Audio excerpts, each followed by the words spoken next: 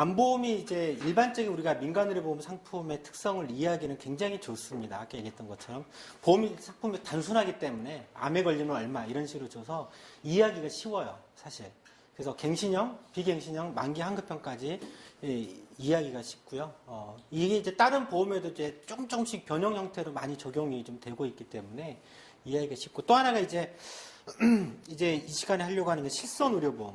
정말 이게 실손의료보험 최근에 아주 급격하게 좀 팽창되면서 많이 가입하고 있는데, 실손의료보험하고 어린이보험, 또 그리고 사보험을 이해할 수 있는 좀 키워드를 다시 좀 정리해서 설명을 좀 해드리도록 하겠습니다. 오늘 내용은 이제 실손의료보험에 대해서 많은 사람들이 잘못 알고 있는 내용이 뭔지, 예를 들면 왜 잘못 알고 있는지, 그 다음에 실손의료보험료가 갱신할 때마다 보험료가 급격하게 지금 올라가고 있는 심각한 문제점이 있는데 이런 현상이 왜 발생되고 있는 건지, 그리고 그거를 실손보험하고 건강보험하고 좀 비교를 좀 해서 왜 건강보험에서는 그런 현상이 나타나지 않을 것인지 설명을 좀 하고요. 또 어린이보험, 요즘 워낙 엄마들 얘기할 때는 어린이보험 얘기가 쉽습니다. 그래서 어린이보험에 대해서 특성이나 이런 문제점들을 이해하게 되면 얘기하기가 아주 수월할 거라고 생각해서 어린이보험 좀 간단하게 좀 설명을 해드릴 거고, 그리고 마지막으로 이렇게 사보험의 키워드가 무엇인지 다시 좀 정리해서 설명해드리겠습니다. 그래서 일단 뭐 실손의료보험, 실비보험이라고도 하고, 또 보험사에서는 민영의료보험이라는 표현을 씁니다. 민영의료보험이 실손의료보험이에요. 보험회사에서는. 지금 실손의료보험 가입자가 벌써 이제 2년 넘은 전 데이터이긴 한데, 2년 전에 이제 실손보험 총 가입자 수가 2,600만 명 가입을 하고 있었습니다. 손해보험사에 2,100만 명이 가입하고 있고요. 생명보험사에서 440만 명 정도가 가입하고 있고, 생명보험사에서는 생명보험사는 주축은 종신보험이에요. 근데 이제 이때 실손의료보험은 그 특약 형태로 많이 가입하고 있죠. 손해보험사는 그 자체 보통 우리가 상해보험 위주로, 상해보험이라고 하는 게 대부분의 실손의료보험을 얘기를 좀 하고 있고, 그래서 총 아까 이제 단체 실손이 또 500만 명 정도 된다고 그랬으니까 전체적으로 한 3천만 명 정도 가입하고 있다라고 하는 게 금융위에서 제출한 자료 그대로 인용을 했습니다. 그리고 현재 실손의료보험에서는 또 금융위원회가 얘기하기로 월 한 7만 원에서 한 10만 원 정도를 부담을 하고 있다라고 합니다. 물론 이제 이 7만 원에서 10만 원이 모두 실비 목적의 특약보험료는 아니에요. 그에 이제 각종 이제 정액형 특약들이 많이 들어가서 그런 거고, 뭐 손해보험사에서 실손의료보험이 본격적으로 이제 상품이 출시된 게 2007년도에 출시됐죠.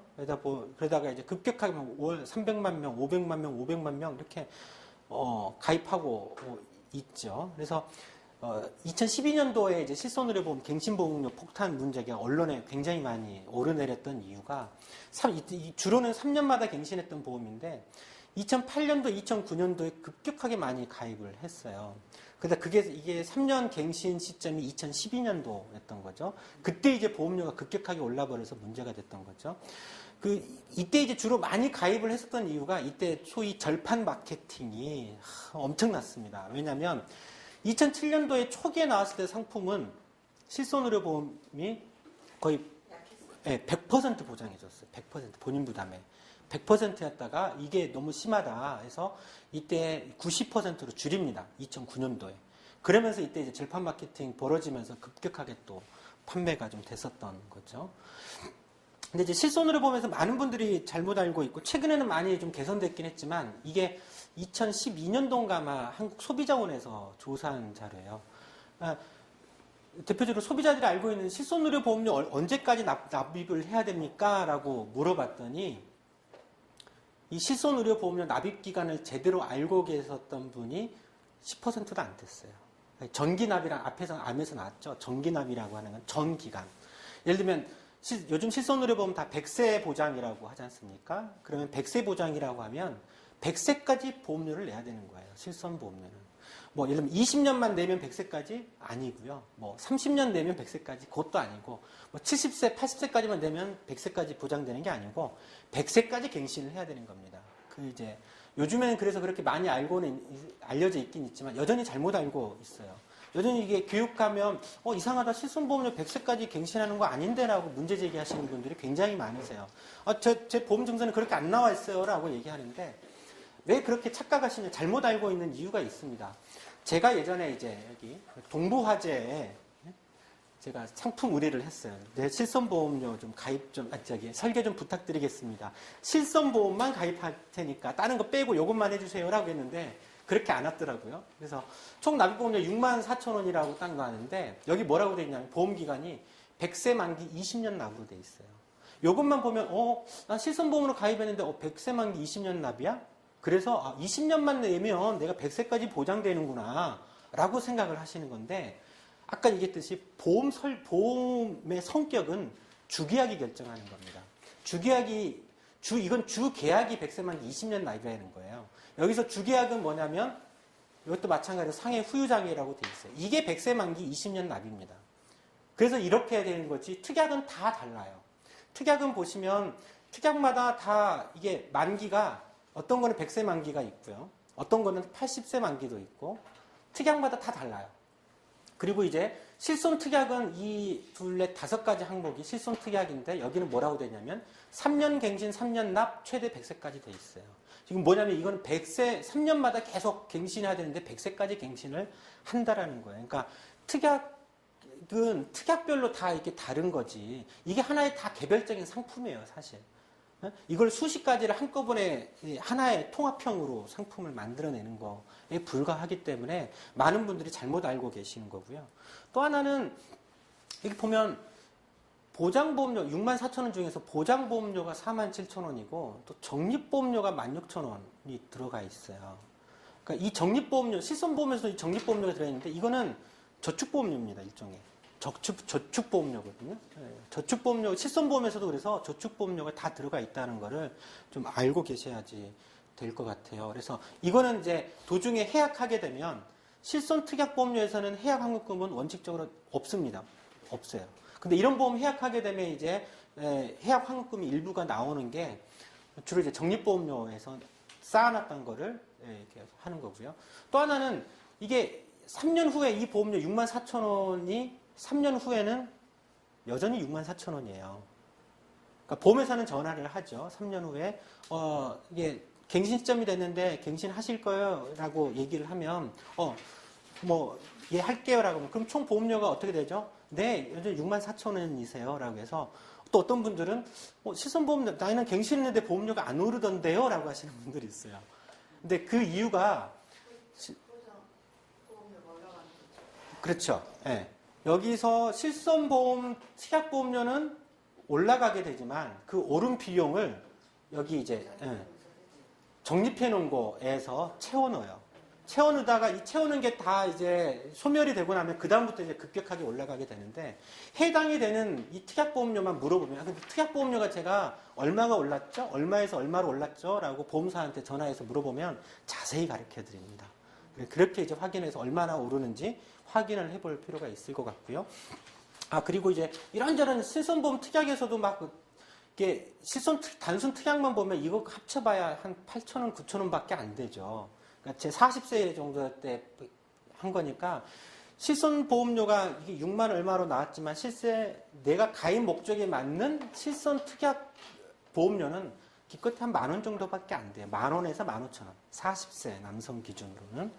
크지는 않은데 이제 그 외에 온갖 특약 보험료에다 적립보험료 때문에 이제 보험료가 좀 비싸지는 거에 불과합니다. 그리고 이제 몇 개 이제 보험료가 좀 센 거 중에서 보면 질병 사망 이런 것도 다 들어가 있어요. 그러니까 일종의 사망보험까지도 이거는 이제 20년 내면 80세 만기를 다 들어가고 있죠. 80세 만기, 80세 만기. 그러니까 대체적으로 꼭 필요한 것들은 실손은 100세까지 갱신하는 거고 좀 크다 싶으면 다 80세 만기 20년 납이에요.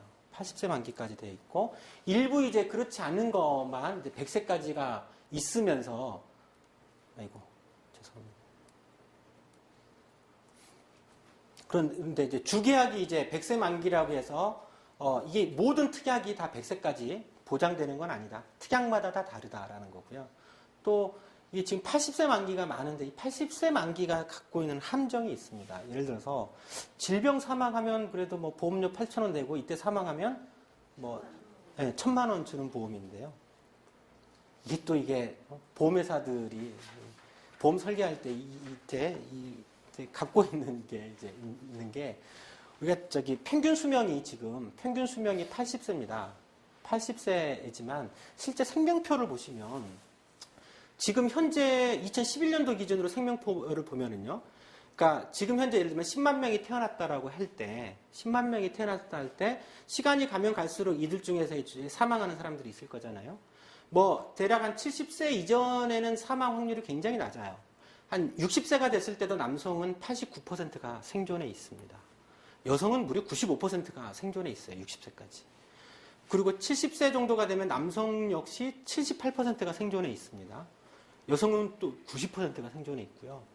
80세까지 간다라고 하더라도 남성의 52%가 생존해 있습니다. 그리고 여성은 75%가 생존해 있어요. 80세가 돼도. 90세가 돼야지 90세가 돼야지 남성은 22%만 남아 있어요. 여성은 그래도 45% 가까이 남아 있고 지금은 평균 수명이 계속 늘어나고 있지 않습니까? 이게 계속 오른쪽으로 옮겨가고 있어요. 계속. 조금 있으면 이제 평균 수명이 90세 될 날도 있고 그럴 텐데 사실 앞에서 얘기한 뭐 대표적으로 질병 사망 80세 만기라고 하더라도 질병 사망 확률로 80세쯤 남성들은요 얼마 안 돼. 반이 안 돼. 반이 안 돼. 여성들은 얼마 안 돼요. 그래서 안 죽어. 확률적으로는. 그래서 그런 문제들이 좀 있고요. 또 이게 적지 않은 이때 또 사망 원인 중에 자살이 또 많이 들어가 있는데 이런 질병이나 이런 거는 또 그런 자살이나 이런 건 안 들어가고 있고 그래서 그런 함정도 세세하게 보면 80세 만기라고 하는 것이 그런 함정이 있어요. 그래서 정작 중요한 것들은 다 80세 만기로 끊어놔 버렸어요. 왜? 나중에 되면 근데 지금은 80세 만기지만 지금 시점에 이 정도니까 내가 지금 30대, 40대 정도 되는 때는요 아마 기대 수명이 기본 90세가 넘어가요. 사실 죽더라도 90세 넘어. 병으로 죽더라도 80세 이전에 병에 걸리더라도 병에 걸린다고 바로 죽지 않고 계속 더 살다가 사망을 하는 그런 측면들이 있습니다. 그래서 이런 통계 데이터도 조금 이해를 하시면 좀 보험 원리를 좀 이해하는 데 도움이 될 것 같고. 근데 문제는 이제 갱신폭탄에 대해서 말씀드리면 3년마다 계속 갱신하는데 2012년도에 정말 난리가 났어요. 정말 이 기사들이 굉장히 많이 떴는데 오죽했으면 보험회사가 이때 8월에 이 실손보험의 종합 개선 대책까지 현황하고 문제점 지적하면서 개선 대책까지 내왔을 정도였으니까 그때 이제 제가 이제 내가 만드는 복지국가에 활동하면서 이슈 페이퍼를 3월 달에 제가 발간을 했어요. 그때 실손보험료 갱신되는 게 너무 센 거예요. 그래서 야, 40세대 정도 되면 8,000원, 만 원밖에 안 되는데 이게 갱신할 때마다 지금 기본 40%씩 오른다고? 또 심지어 뭐 60%까지 오르기도 했으니까 갱신보험료가. 그래서 제가 한번 계산을 해봤어요. 3년마다 40%씩 갱신한다고 해서 여기서 곱하기 1.4를 계속 계산기를 두들겼죠. 그러니까 60세 정도 되니까 7만 원이 되고요. 월 보험료가. 70세 정도 되니까 20만 원이 되고 한 80세 정도 되니까 60만 원이 넘어서더라고요. 심지어 뭐 90만 원까지. 그래서 깜짝 놀랐죠. 야, 설마 이렇게까지 증가하겠냐라고 하면서도 계산기를 두들긴 거니까 이렇게 이제 발표를 했는데 물론 이제 언론에서 잘 알아주지는 못했지만 그해 여름에 보험에 정부가 인정하기를 현행 80세가 되면 보험료가 60만 원이 이를 거라고 얘기했어요. 월 보험료가 60만 원. 근데 이때 이제 보험회사가 뭘로 계산했냐면 3년마다 위험률이 20% 증가할 거라고 계산을 했습니다. 위험률이 20%로 계산했다라고 하는 건 뭐냐면 여기 이제 갱신마다 40% 중에서 20%가 좀 안 되는데 한 15%씩 정도에서는요 연령 증가예요. 연령에 따라서 그래프가 쭉 올라가야 되는 의료비 지출이 올라가지 않습니까? 자연 증가분이 있어요. 자연 증가분을 제외한 나머지 위험 증가율을 20%로 계산했을 때 이렇게 올라간다는 의미거든요. 그걸 제가 자세히 설명을 좀 해드리도록 하겠습니다. 이게 실제 이제 이건 단독형 실손의료보험 가지고 매년 이렇게 보험료가 잘 나와 있어서 이 자료를 제가 봤는데 현대상에서 판매되고 있는 단독형 실손의료보험료를 40세 남자가 가입한다라고 그러면 1,700원 정도 나옵니다. 그리고 이제 갱신하잖아요. 1년, 2년, 3년째. 한번 갱신할 때는 초기에는 보험료가 오히려 좀 줄어요. 초기에 아마 사업비 문제가 조금 더 들어가서 아마 신계약비가 들어가서 그럴 것 같은데 어찌됐든 3년 후에 위험률 변경이 없다라고 하는 거는 없어도 조금씩 증가하지 않습니까? 이거는 단순한 연령 증가 효과인 거죠. 연령에 따라서 의료비가 증가하니까 거기에 단순 계산하니까 이제 한 4.8%만 증가하던데 이 연령 증가율에다가 다른 위험률이 1년마다 5%씩 증가할 경우에는 3년 후에 총 보험료는 21%로 올라가게 되고요. 만일에 10%씩 위험률이 증가하게 되면 39%가 올라가게 되는 구조예요. 연령 효과를, 이건 물론 연령 효과 포함, 위험률 포함해서 되는 겁니다. 근데 아까 3년마다 보험사는 금융위원회에서는 위험률이 20% 증가했다라고 하면 1년으로 따지면 대략 한 6%, 7%씩 증가하게 되는 거죠. 그러니까 위험률은 실제 보험료 증가율은 이 5%하고 10% 이 사이에서 증가할 거라는 거예요. 그게 이제 40세 기준으로는 이때이지만 10,000원이지만 14년 후가 되면 14년까지밖에 안 나왔더라고요. 위험률이 전혀 없다라고 하면 사실 2만 원이면 되는데 5%씩만 증가하게 되더라도 2배가 넘어요. 4만 원이 되고 10%씩 증가하게 되면 7만 7천 원이 됩니다. 실제로는 이 사이에서 아마 증가율이 결정될 것 같아요. 그게 이제 통계를 보면, 그러니까 아까 연령대별로 이렇게 쭉 올라가는 의료비였지 않습니까? 그건 전체인 거고, 그러니까 상해는 사고예요, 사고. 다치는 거.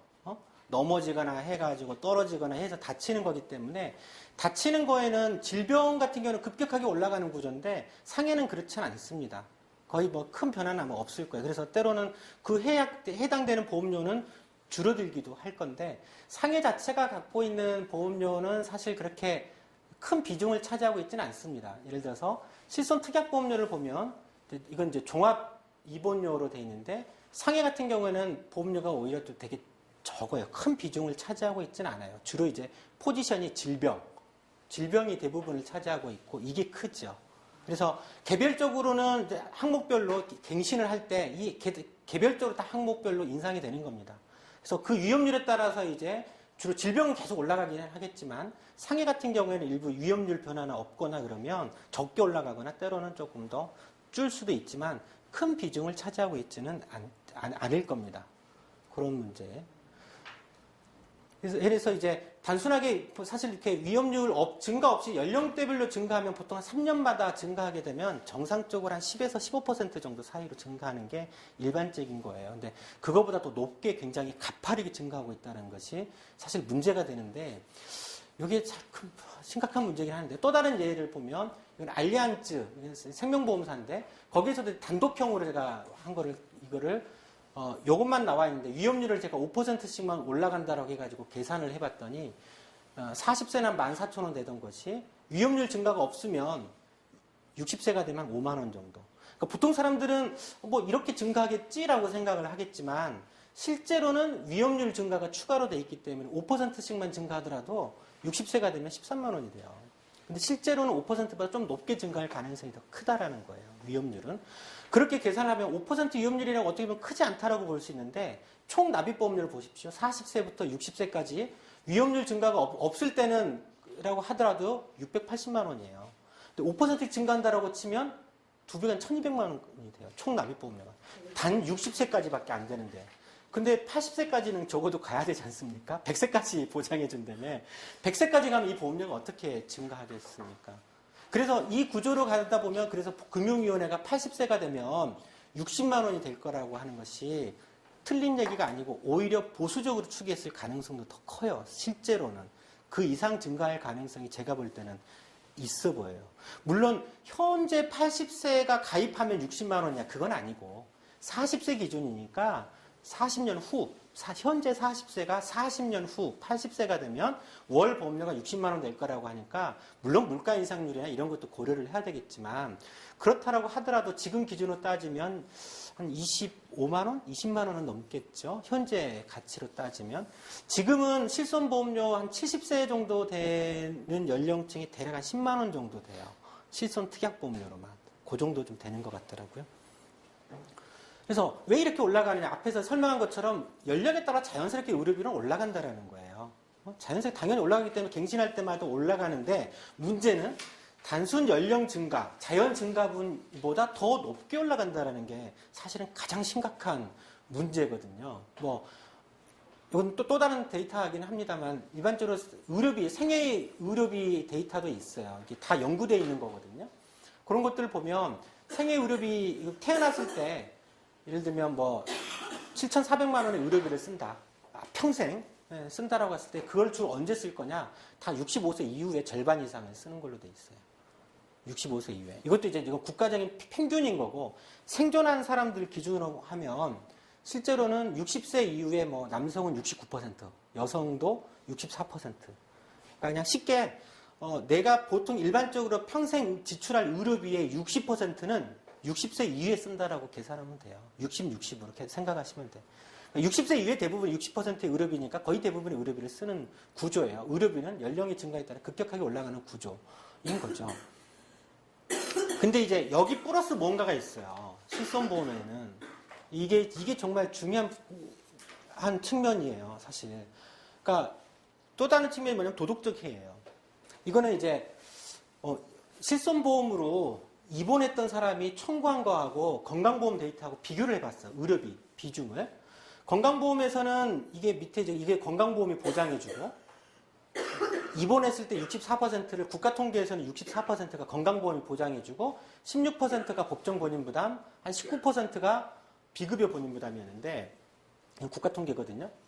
근데 보험회사가 제출한 표를 봤더니 저 실손보험으로 입원했어요. 병원비 돌려주세요라고 청구한 거를 보니까 비급여 비중이 건강보험이 보장해준 비중은 56%밖에 안 되고 비급여 비중이 무려 30%예요.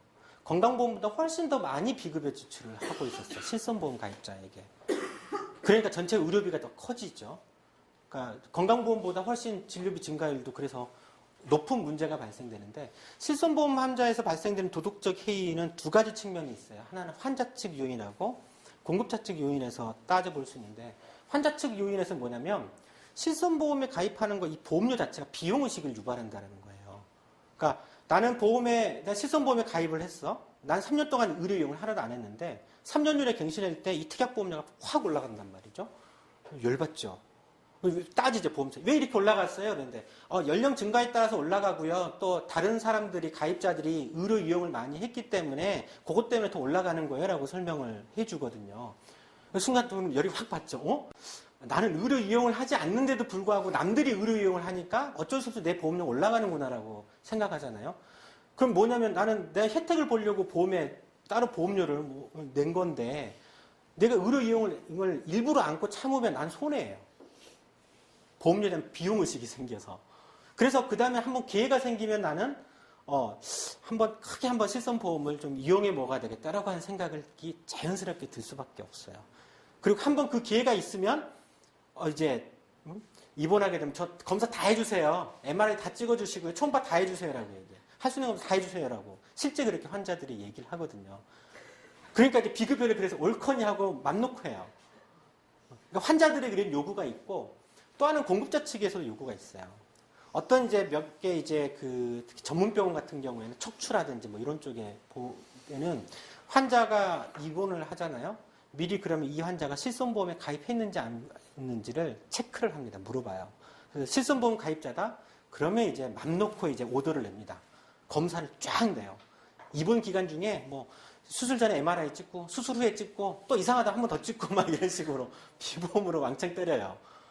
그렇게 공급자 측 요인에서도 그렇게 발생이 되는 거예요. 이게 이제 일반적인 과잉 진료를 유발하고 있는 측면들이에요. 근데 실손보험 같은 경우에는 과잉 진료에 대한 평가하는 그게 없습니다. 전혀 없습니다. 예. 보험사로 말씀 돈이 나가다가 그렇죠. 체크 어떻게 할 건데. 이게 지금 기전이 없습니다. 근데 건강보험은 심사를 하지 않습니까? 그래서 너무 과잉으로 하면 이거는 할 필요 없는데 했다 이러면 삭감을 하거나 지급을 안 해준다거나 이런 식으로 규제 장치가 작동되죠. 과잉 진료에 대해서. 건강보험인데 실손보험은 그런 게 지금 작동이 안 됩니다. 그래서 실손보험사들이 계속 이거를 비급여를 규제할 수 있도록 해달라고 하고 있는데 문제는 그 순간 심각한 문제가 발생이 돼요. 그렇게 되면 어떤 문제가 되냐면 네? 그럼 민영보험이 아니죠. 공공보험이. 그렇죠. 그러니까 이제 비급여는 완전히 사보험 영역이 돼버리는 거예요. 건강보험은 보험 급여되는 건 건강보험 영역, 비급여는 아예 실손보험 영역이 돼버리는 문제가 발생이 돼서 건강보험 보장 확대하는 좀 문제가 생겨요.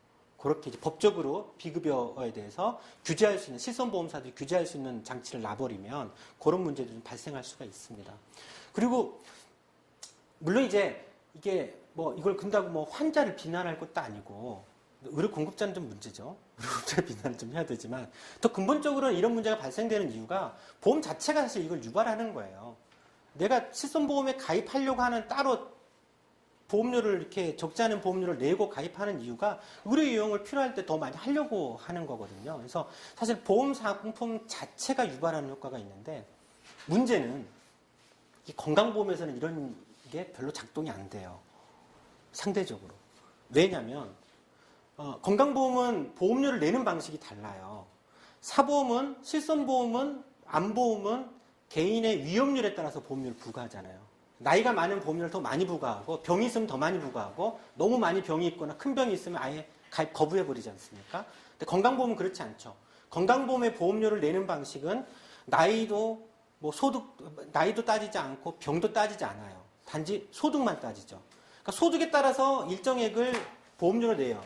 그러다 보니까 건강보험에서는 예를 들면 야, 난 소득이 많은데 건강보험료를 내가 연소득이 1,000만 원인데 건강보험료를 그럼 30만 원 낼 거지 않습니까? 그러면 야, 내가 건강보험료를 30만 원이나 내고 있는데 나는 그만큼 의료 이용을 더 많이 해야지? 라고 생각하나요? 그렇지 않거든요. 내가 건강보험료 나는 월 5만 원밖에 안 내니까 미안하니까 난 조금만 이용해야지? 라고 하지 않는단 말이죠. 근데 실손보험에서는 달라요. 실손보험에서는 이 보험료 자체가 비용의식을 유발하게 돼요. 그래서 내가 보험료를 이만큼 냈는데 나는 이만큼 혜택을 못 보면 나는 이걸 버리는 거지 않습니까? 보험료가. 그러니까 구조가 달라요. 그래서 사보험으로 가는 순간 의료비 자체가 급격하게 올라가게 되는 거예요. 그러니까 우리가 의료 민영화되고 의료 영리화가 되고 그러면 진료비가 병원비 폭등한다라고 시민사회단체 많이 얘기하잖아요. 그 원리 중에 하나가 이거예요. 그리고 미국의 민간의료보험, 미국은 다 65세 미만은 민간의료보험 시스템으로 돼 있잖아요. 미국 의료비가 어마어마하게 비싸잖아요. 이런 효과가 있기 때문에 사실 그렇게 많이 폭등하고 그렇게 의료비 지출이 많은 거예요. 그러니까 건강보험 원리에서는 그 보험료를 부과하는 방식이 다른 거예요. 건강보험에서는 딴 거 병, 나이 안 따져요. 안 따지고 무조건 소득만 따지기 때문에 이 보험료 자체가 비용의식을 유발하지 않아요. 건강보험, 병원비, 진료, 의료 서비스를 이용하는데 비용의식을 유발하지 않지만 실손으로 보험은 유발을 하죠. 그런 문제가 발생되는 거죠. 그렇죠. 그래서 그러는 거예요. 그래서 건강보험에서 증가율을 따져보면 실제 실손보험하고 그렇게 증가율이 훨씬 낮아요. 물론 건강보험 전체 재정도 계속 올라가고 있지만 제가 똑같이 2009년부터 2012년도까지 1인당 진료비 증가율을 계산해 봤어요. 그래서 전체 평균 진료비 증가율은 18% 정도 돼요. 18%. 3년 동안 18% 정도 1인당 증가를 했거든요. 근데 이제 연령 효과를 보정을 해줘야 되니까. 근데 주로 증가하는 이유는 고령화 효과 때문에 70세 이후에서 급격하게 비중이 굉장히 커요. 건강보험 재정의 지금 35%를 65세 이후가 지출을 하고 있는데 연령을 보정하기 위해서 제가 연령대별로 끊어가지고 증가율을 보면 10대부터 50대, 60대까지만 하더라도 10% 내외, 10%가 안 돼요. 30대는 유독 조금 높은데 이건 좀 분석은 좀 더 해봐야 되긴 하겠지만 대체적으로 10%가 올라가지 않아요. 근데 실손보험에서는 연령 효과를 제외하더라도 위험률이 3년 동안 20% 증가한다고 얘기했잖아요. 건강보험에 딱 2배 증가하는 거예요. 건강보험은 자연증가분을 제외한다라고 했을 때 10% 정도만 밖에 증가하지 않는데 실손보험은 20% 증가한단 말이죠. 연령 효과를 배제한다고 했을 때. 그러니까 뭐냐면 이걸 의료비 문제를 건강보험으로 해결할 때하고 실손의료보험 같은 사보험으로 해결할 때하고 증가 속도가 사보험 쪽이 훨씬 더 가파르게 증가하게 되는 구조. 그게 사회 전체적으로 보면 의료비를 훨씬 더 급격하게 증가시키는 구조를 유발하게 되는 문제가 돼요. 그래서 우리가 이게 건강보험의 보장을 확대하게 되면 지난 대선에서도 새누리당이 엄청나게 공격했잖아요. 민주당에 대해서. 민주당은 그때 그랬어요. 8조면 돼. 8조 정도, 1년에 8조 정도 되면 연간 100만 원 상한제 하고 입원 보장은 90%까지 올릴 수 있어. 이렇게 얘기를 했거든요. 이때 당시에 이제 제가 건강보험 하나로 시민회의 할 때는 그때는 건강보험 하나로 시민회의에서는 11조를 얘기를 했어요. 11조는 필요한데 새정년에서 갑자기 8조를 부르는 거예요. 그래서 8조는 내가 봐도 아닌데 라고 생각을 했는데 이거를 새누리당에서 뭐라고 했냐면 무슨 8조야 30조가 더 들어가게 돼 있어 라고 얘기했어요. 그러니까 무상의료를 하게 되면 의료 용량이 급격하게 증가해서 실제 8조가 아니라 30조 이상 올라가게 되고 그러면 건강보험료를 지금보다 2배 이상 내야 된다라고 했죠. 무상복지에 대해서 공격할 때 새누리당의 논리가 이건데요. 그건 거짓말이죠. 근데 의사들이 무상의료 반대하잖아요. 아니 30조씩이나 이렇게 퍽퍽 올라가게 되면 의사들이 그러면 수입이 훨씬 늘어나는 건데 무상의료 하게 되면 근데 왜 무상의료를 찬성해야지 반대하지 않습니까? 이상하잖아요. 그렇죠? 이게 잘못된 논리예요. 거짓말이에요. 이게 작동이 안 돼요. 오히려 실손의료보험이 더 큰 문제를 유발하고 있는 거지 건강보험에서는 그런 효과는 적어요. 왜냐하면 건강보험에서는 물론 보장이 확대되면 과잉진료가 유발을 하려고 하겠죠. 근데 그거는 통제가 가능해요. 건강보험 구조에서는.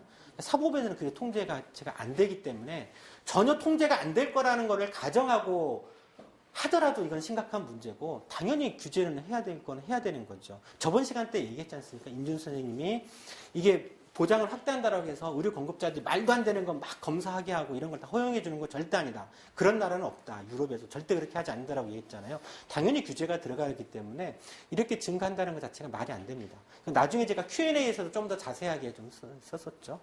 그리고 이제 실손의료보험 최근에 이제 노후 실손의료보험이 출시가 됐어요. 그동안 실손의료보험은 60세에서 최대 65세까지밖에 가입을 못했잖아요.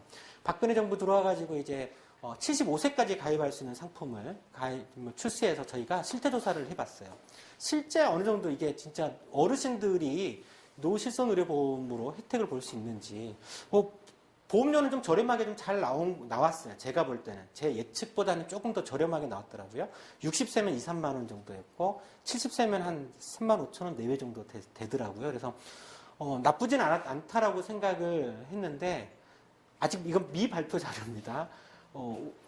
이번 달에 발표하려다가 연말이고 그래서 이거 이슈 쉽지 않겠다 싶어서 내년 초로 넘겼어요. 그래서 노년 유니언 어르신들 조직하고 다 조사하고 했는데 실제 우리가 106명으로 시도를 해봤거든요.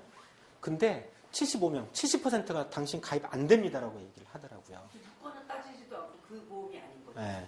그리고 묻지도 따지지 않는 보험은 민간의료보험 상품에서는 그런 보험은 없습니다. 민간의료보험에서는 당연히 따집니다. 기왕업자를 왜 받습니까, 보험사가? 묻지도 따지도 않고 하는 보험은 마치 그게 또 그 사보험의 대표 상품인 것처럼 우리가 하도 많이 들으니까 그런데 그거는 일종의 사망보험이에요. 상조보험. 대신에 보험료가 다른 비슷한 보장 보험료보다 한 2배 정도 비싸요. 묻지도 따지지 않고 하는 보험은. 네, 그거는. 그래서 민간의료보험에는 절대 묻지도 따지지 않는 보험은 없다라고 알고 계세요. 당연히 따지죠. 고혈압이 있는지 당뇨가 없는지 따진단 말이죠. 사실 그거였어요.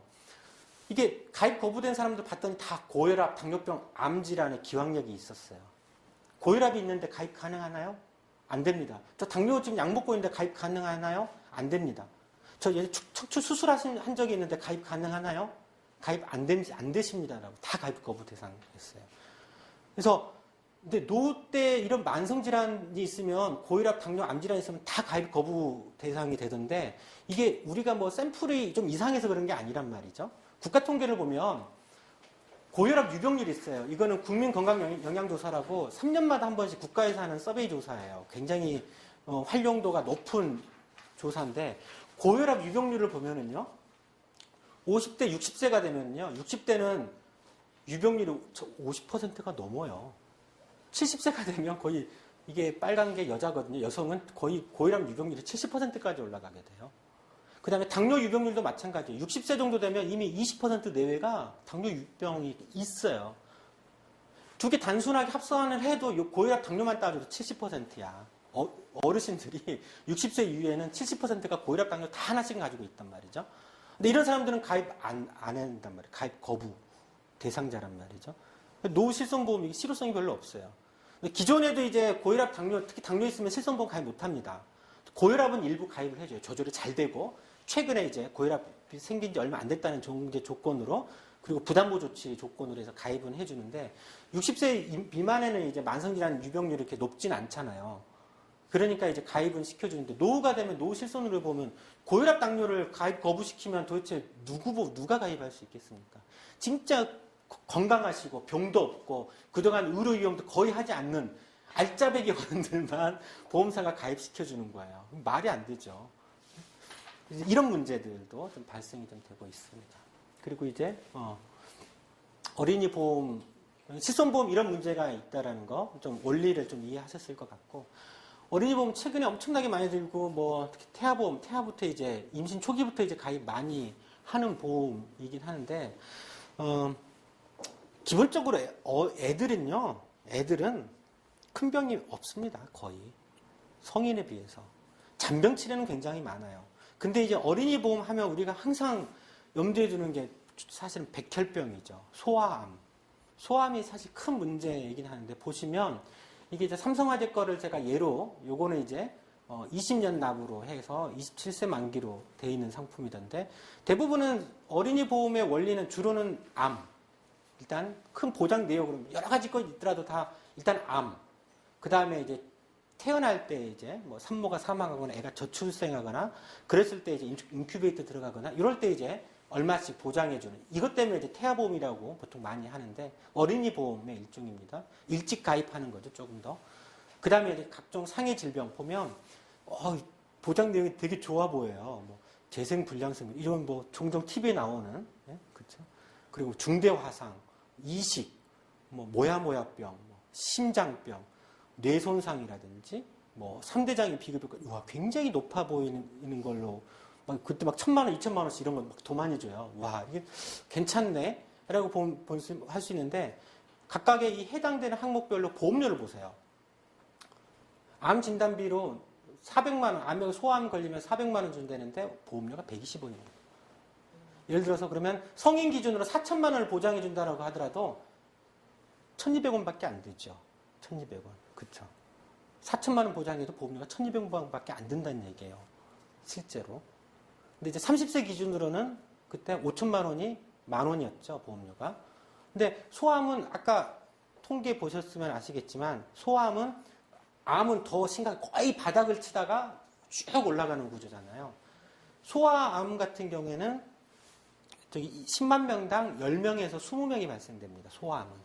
1년에 50만 명씩 태어나죠.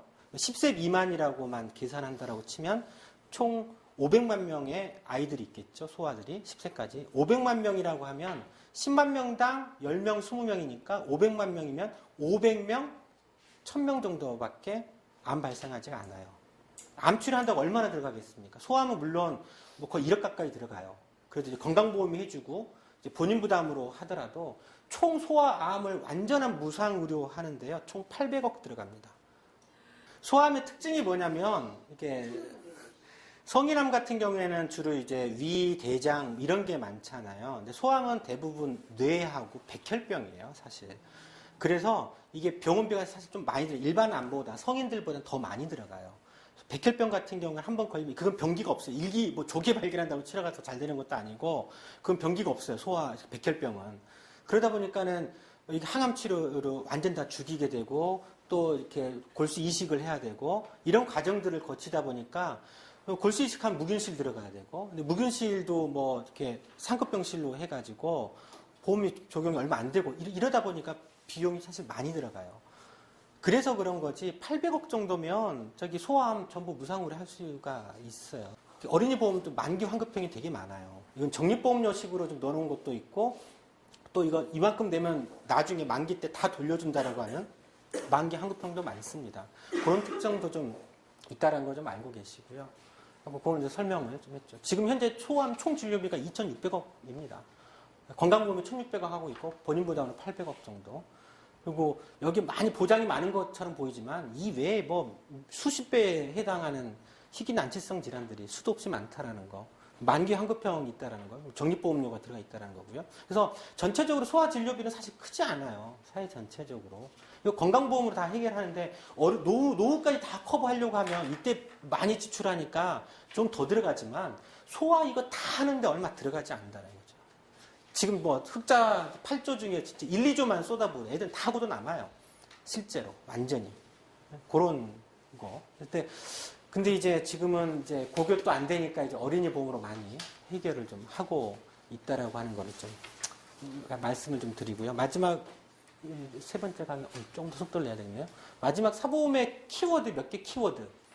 여기서는 이제 사업비 문제, 지급률 문제, 저축보험료 문제 다 얘기는 다시 한번 정리하고요. 가장 가장 중요한 사보험을 이해하는 키워드는 보험료 부과 방식입니다. 그 개인의 위험률을 따진다라는 거예요. 위험률은 연령과 질병입니다. 연령이 많으면 보험료가 더 비싸게 되고 또 그러다 보니까 노후 때 되면 의료비가 확 올라가게 되는데 보험료도 쫓아가서 확 올라가게 되는 구조. 이게 지속 가능성이 없는 핵심입니다. 그때는 이제 노후 때는 소득이 없잖아요. 소득은 사라지는데 보험료는 급격하게 올라가는 문제. 여기에서 미스매치가 발생돼요. 그래서 지속 가능성이 없는 문제가 있고요. 아까 이거 설명드렸죠? 그래서 또 대부분 해약을 하더라. 실제로 이게 지속 가능성도 없고. 그 다음에 이제 이 사업비 문제인데 사업비를 알려고 하면 일단 환급금을 좀 이해하면 좀 더 쉬워요. 그래서 지금까지 살펴본 보험의 해약 환급금이 어느 정도 되느냐를 좀 살펴봤어요. 이게 앞에서 했던 갱신형 플러스 안보험이었죠. 갱신형은 최대로 해약 환급금이 5년째 해약하면 한 17% 정도 돌려주죠. 만기 때는 당연히 소멸형이니까 한 푼도 못 돌려받는 거고요. 첫 1년, 2년 동안 해약하면 뭐 아예 한 푼도 없습니다. 비갱신형은 해약 환급금이 조금 높습니다. 비갱신형은 최대치로 한 10년 정도에서는 한 절반 정도 또 돌려주기도 하지만 만기가 되면 해약 환급금이 없죠. 최대치로 한 절반 정도까지 이때 돌려준다라고 좀 보시면 될 것 같고요. 이거 역시도 초기에 이제 1, 2년 정도 해약하면 한 푼도 못 돌려받습니다. 그리고 이제 만기 환급형 상품 같은 경우에도 마찬가지. 만기 환급형은 이제 저축성이 있기 때문에 시간이 가면 갈수록 나중에 이제 만기 때는 100% 돌려주는 거죠. 낸보험료. 근데 이제 화폐 가치 계산을 해야 되는 거고요. 뭐 종신보험 같은 경우도 예를 보면 종신보험 보통 20년 납이니까 보통은 이제 시간이 가면 갈수록 해약 환급금이 좀 올라가긴 하지만 그렇더라도 이제 화폐 가치를 좀 따져봐야 되겠죠. 그래서 나중에는 해약하게 되면 뭐 40년 후 해약하게 되면 거의 1억 가까이는 돌려받죠. 어차피 죽으면 1억 무조건 주는 거니까 종신보험은요. 저축보험도 그랬어요. 아까 저축보험도 설명을 간단하게 했는데 저축형, 만기 환급형에서 저축보험이 있다라고 했는데 이게 이제 삼성생명 거 해약 환급금을 스마트 저축보험이라고 한 거를 그대로 이제 홈페이지에서 따온 겁니다. 홈페이지에서 따와서 제가 정리를 해서 보니까 해약이 저축보험료가 5년 연봉이 3.5%를 계산할 때 한 7년 정도 돼야지 원금이 보장이 되더라고요. 한 10년 정도 되면 뭐 되더라도 얼마 높진 않고 만약 최저 보증 이율이 되어버리면 10년이 지나도 원금을 못 받는 문제. 일반적으로는 이건 조금 더 보장이 낮은 것 같아요. 보통은 5년 정도 되면 원금 보장이 됩니다. 5년 정도 이유가 되면 저축보험은. 근데 초기에 뭐 1년 이내 해약하면 뭐 형편없죠?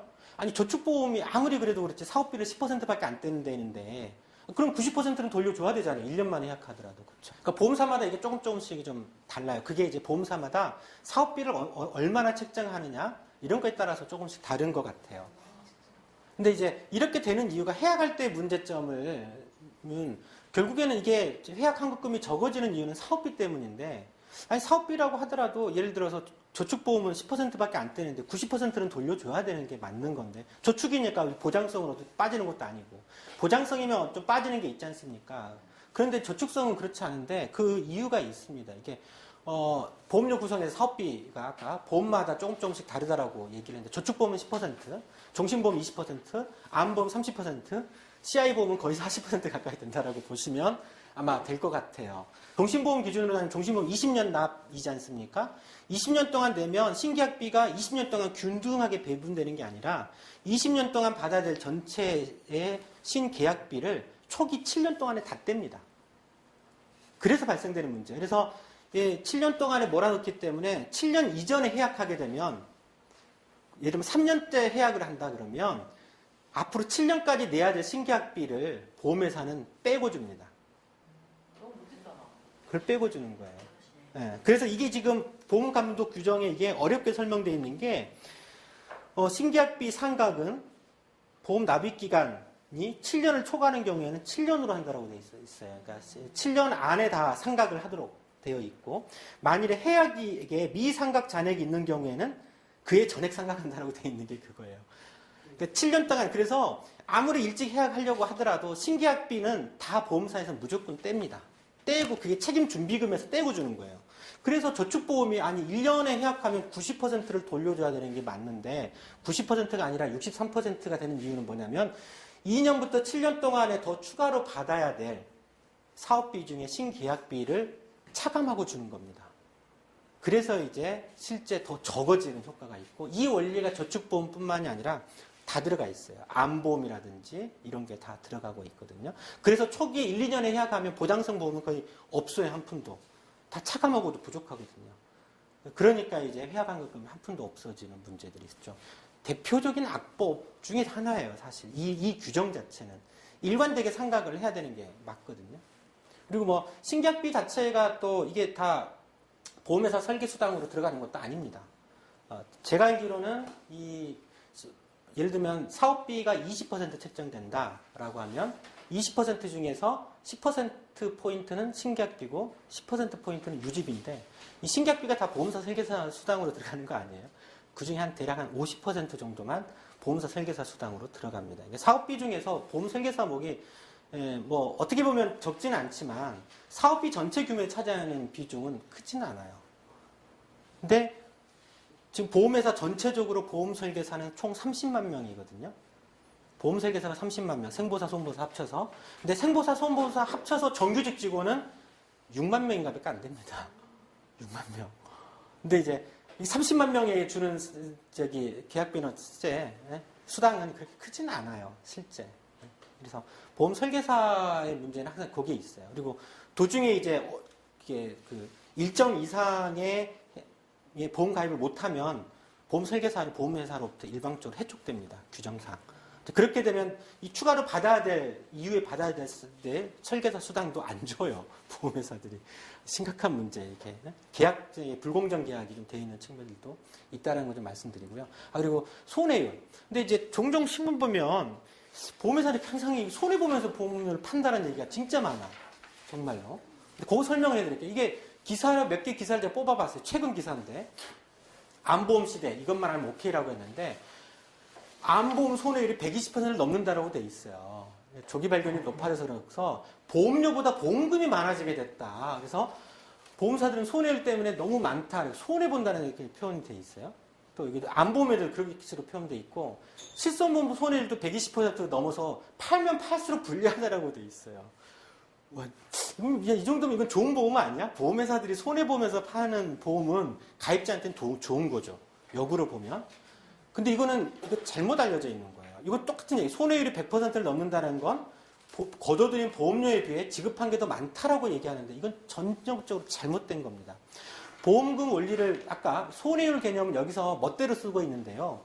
일반적으로 손해율 개념이라고 하는 거는 보험 가입자가 다 납입한 보험료, 거기에 이제 위험보험료, 저축보험료, 사업비까지 이 사업비까지 다 포함해서 이게 실제 가입자가 낸 거 중에서 실제 지급된 거가 손해율 개념이고요.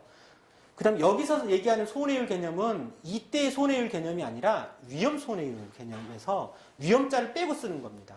위험 손해율이라고 하는 거는 사업비는 빼고 실제 이제 보장으로 갈 위험보험료에서 실제 지급된 게 얼마냐가 위험 손해율이에요. 그러니까 여기서는 사업비는 다 빼놓고 나머지 지급할 위험보험료에서 실제 얼마가 지급됐느냐를 얘기를 하는 건데 마치 이게 이 기자가 과연 이 내용을 모르고 쓸까요?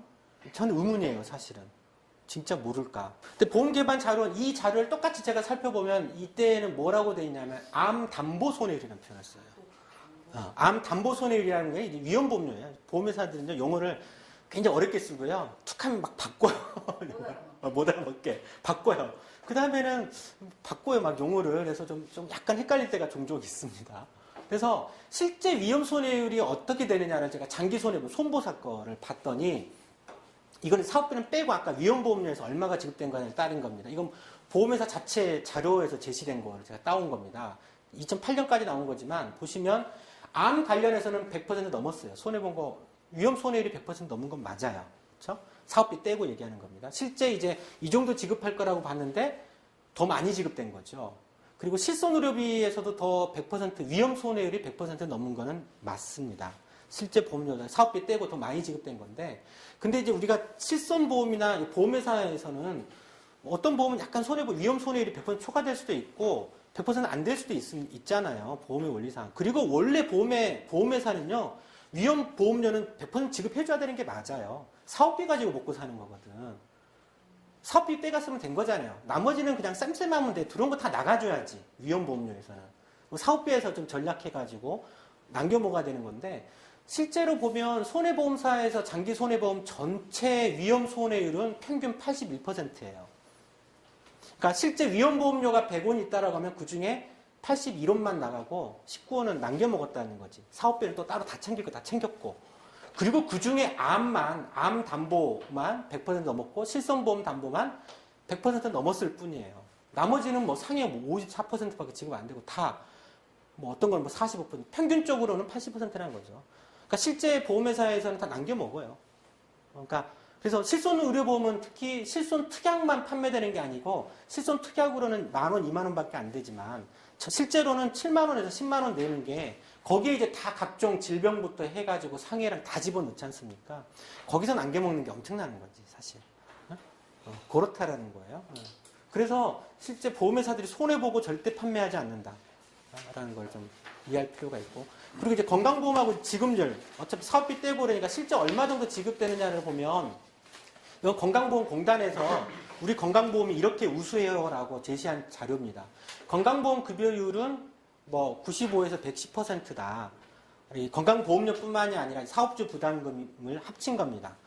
사업주 부담금까지 합쳐서 이제 이 정도 받은 거 다 돌려준다라는 건데, 생명보험사 지급률은 한 59% 정도로 제시하고 있고 손해보험사는 80% 지급으로 하고 있는데요. 근데 여기에 허점이 있습니다. 여기에도 착시 효과가 있습니다. 설명을 해드리겠습니다. 먼저 생명보험사 보면 이거 2012년도 3월 회계 기준인데요. 제가 빠뜨렸네요. 이때 생명보험사가 일반 회계, 이게 그 특별 회계는 제외하고요. 뭐 퇴직연금 이런 게 들어가 있기 때문에 그건 제외하고 일반 회계에서 총 보험료 수입이 62조 보험료 수입을 거둬들였어요. 한 해 동안. 그리고 한 해 동안 지급된 게 32조 지급을 했어요. 그리고 사업비로 14조를 가져갔고 14조는 적립했죠. 그 다음에 지급될 걸로 적립하고 순이익으로 4조 넘게 가져갔는데, 그래서 단순하게 앞에 계산하면 62조 중에서 32조가 지급됐으니까 50% 좀 넘는 건데, 공단에서는 앞에 자료에서는 이렇게만 계산한 건데, 실제 보험금 지급이 32조 중에서 어떻게 구체적으로 어떤 목적으로 지급됐냐 내역별로 봤더니 32조 중에 15조가 해약이에요. 아까 5년 후에는 절반 가까이 해약한다고 그랬잖아요. 해약 한급금으로 32조 중에 15조. 그리고 1.6조는 효력 상실. 도중에 보험료 못해서 보험료를 더 못 내면 효력이 상실되거든요. 그 1.6조로 해서 나중에 당신 보험료 납부 능력이 없으니까 해약 그냥 자동 해약된 거다 이거 돌려준 거. 그리고 나머지 실제 보험 목적에 맞게 지급된 게 한 16조 다 합쳐서 62조도 되고 한 16조 정도 실제 그 목적에 맞게 돌아가고 있고 사업비로 14조, 적립적 14조 이런 식으로 돼 있어요. 무슨 여쭤볼게요. 예. 그럼 해약이랑 효력 상실을 하면 사람들이 다 사업비 빼고 들어가는 거잖아요. 네. 아까 이거는 이제 도중에 해약하게 되면 다 빼고 들어가는 예, 거잖아요. 예. 그걸 보험비 지급으로 내는 거예요. 그래서 보험금 지급된 거죠. 지급된 거 어찌됐든. 너무한다. 예, 그렇게 이제 계산을 하는 겁니다. 그래서 실제로는 보험금 지급의 반은 해약이라는 거예요. 해약. 이렇게 내놓고 결국 도중에 해약하고, 그러니까 이거를 보험 가입할 때 꼭 내가 진짜 이거 5년 기준이에요? 예? 아니죠. 5년이 아니어도 효력 상실. 아, 그 해 이게 2012년 전체 통계입니다. 예, 금융통계연구에서 확인할 수가 있는 자료입니다. 이게 생보사 그렇습니다. 그리고 장기 손해보험에서 그러니까 손해보험사 중에 다른 뭐 화재보험 이런 거 빼고 장기 손해보험이 덩치가 제일 크고 그게 다 민간의료보험 포함이 되어 있고 물론 저축보험료도 포함이 되어 있는데 아까 그랬죠. 장기 손해보험에서도 실손의료보험에서도 적립보험이 있다고요. 그 적립보험료는 저축성 보험료로 들어갑니다. 저축성 보험료로 회계 방식이 약간 달라요. 생보사하고 손보사하고 다른데 생명보험사에서는 회계 방식이 일반 회계, 특별 회계 이런 식으로 돼 있고 손해보험사에서는 이게 이제 그 보장성하고 저축성하고 나눠져요. 그래서 보험을 분해를 해가지고 위험 부가 보험료에서의 손해율을 하고 저축성 보험료의 손해율을 나눠요. 그래서 보면 해마다 보면 위험보험료, 부가보험료가 사업비죠. 위험보험료 플러스 사업비에서의 손해율은 50%가 계속 안 돼요. 실제. 이게 이제 보험 목적에 가입한 이유지 않습니까? 그 다음에 저축성 보험료는 당연히 손해율이 100%를 넘어섭니다. 이건 중도 해약을 하더라도 어찌됐든 적립된 것들을 주는 거니까. 근데 이걸 합치면 80%예요. 아까 얘기했던 손해율이. 그러니까 손해율이 80%라서 이 정도는 그래서 뭐 아주 나쁘진 않다. 미국도 대략 85% 기준이거든요. 손해율이. 85%를 기준으로 삼는데 우리나라에서 80% 정도면 손해율이 나쁘지 않다라고 생각하는데 거기에 착시 효과가 또 들어있는 게 사실은 저축성 보험 때문에 이런 착시 효과가 생겨요. 그리고 실제 장기 손해보험료 보험의 구성을 보면 이건 장기 손해보험 전체 보험료를 이렇게 이제 원리대로 원래 원수보험료가 납입보험료죠. 저기 또 원수보험료도 어려운 표현을 써요. 위험보험료, 저축보험료, 사업비로 분해를 해서 각각을 하면 2009년도에 총 25조의 원수 보험료 수입이 있었고 이 중에 실제 위험보험료, 보험 가입의 목적에 맞게 책정된 위험보험료는 5조 5천억밖에 안 돼요. 전체 보험의 22%. 저축보험료가 반 이상을 차지하고 있습니다. 그리고 사업비가 또 한 20%, 19% 정도 사업비가 책정돼 있습니다. 그래서 저축보험료 때문에 사실은 손해율이 좀 높아 보여요. 보장률이 높아 보이는 착시 효과가 있습니다. 그 원리를 제가 설명을 해드릴게요. 그래서 우리 지급률을 단순하게 보험사 지급률은 형편없어 이렇게 말하기는 쉽지 않은 측면들은 있어요.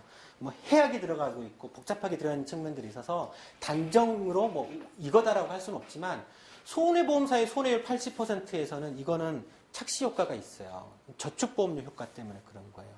그러니까 예를 들면 이 지급률이라는 게 그 보험 상품에 저축보험료를 얼마나 집어넣느냐에 따라서 보장률이 지급률이 확 달라지는 거지.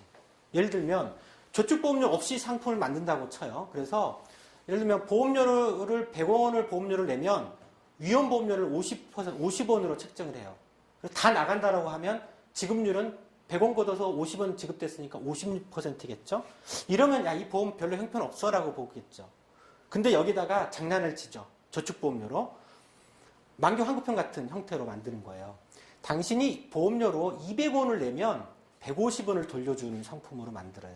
근데 저축보험료를 지급을 넣는 거지. 보장성은 똑같이 100원, 50원 이렇게 설계하고 저축보험료를 100원을 집어넣고 100원을 더 내면 나중에 100원 더 돌려줘 라고 만든단 말이죠.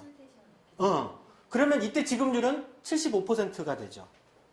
단순하게 보면 야, 이 보험은 50% 지급해주는데 요거는 75% 지급해주네? 이게 더 좋아 보이죠. 근데 실질적으로 이걸 분해를 해버리면 순수 보장형에서는 똑같이 지급주는 요것만 따지면 50%라는 거예요. 단지 저축성 보험료, 저축보험료를 얼마나 비중이 있게 넣느냐 안 넣느냐에 따라서 지급률은 오르락내리락해요. 그래서 앞에서 안보험에서 만기 환급형인 경우에는 총 36만 원이었잖아요. 근데 순수 보장형은 그때 8만 원인가 9만 원이었죠. 20 몇만 원이 저축보험료거든요. 그거는 가입을 했을 때 암에 걸리면 4천만 원 주고 그리고 암에 안 걸려도 원금을 다 돌려준다라고 하니까 굉장히 보장이 좋아 보이는 착시 효과가 생기는 거라는 거지. 근데 사실은 저축보험료 때문에 그런 거지 그걸 분해해버리면 똑같다라는 거예요. 순수 보장형 플러스 저축보험료에 불과하다는 거고 근데 이 저축보험료라고 하더라도 대부분 유지하기도 어렵고 거기에서 또 사업비 적지 않게 많지는 않지만 많다라고 봐야 되나요? 저축보험료 10% 가게 또 떼고 이런 식으로 구성되어 있기 때문에 보험사 지급률이 80%라고 하는 게 착시 효과가 있다라는 거예요. 그래서 되게 물론 이제 이때 저축보험료는 예를 들면 저축성은 많이 들어가 있겠지만 실손보험료, 흔히 실손보험료는 또한 뭐 보통 한 20% 정도 차지해요. 저축보험료조차가. 어찌됐든 이제 그런 착시 효과가 있다. 그래서 사보험의 혜택이 이렇게 좋은 게 아니다. 저축보험료 때문에 발생되는 착시 효과가 있다라는 것을 이해하시면 될 것 같습니다. 5시 많이 돼서. 오늘 이제 사보험이 갖고 있는 키워드, 어떤 문제든지 좀 아시겠죠? 핵심은 보험료를 어떤 방식으로 부과하느냐. 여기에 제일 큰 문제가 발생이 돼요. 거기서 지속 가능성이 없어요. 지속 가능성이 없는 거고. 그 다음에 사업비 문제, 그리고 많이 해약한다는 거. 그런 문제들. 그리고 저축보험료. 저축보험료가 사보험을 또 핵심적으로 이해하는 키워드예요. 제가 사실 저축보험료 초기에 굉장히 혼란스러웠어요. 아니, 암보험료 아무리 따져도 지급률이 내 계산으로는 30%, 40%, 많이 봐야 50%가 안 넘어. 근데 보험회사 자료를 봤더니 어떻게 지급률이 80%가 나올 수 있지? 이라고 저는 굉장히 이 의문을 한 1년 동안 품고 있다가 저축보험료의 저 원리를 찾았어요. 저것 때문에 발생되는 착시 효과가 있더라는 거죠.